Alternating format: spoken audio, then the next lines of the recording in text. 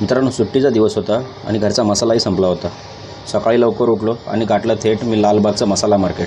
तेथून गेलो थोरात यांच्या मसाला स्टोर्समध्ये.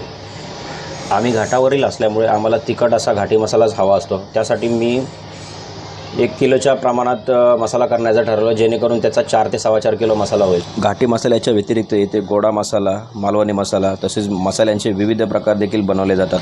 मित्रांनो, मसाल्याचं साहित्य जर तुम्ही बाहेरून घेतले असेल तर इथे कुठून देखील तुम्हाला मिरची मिळते.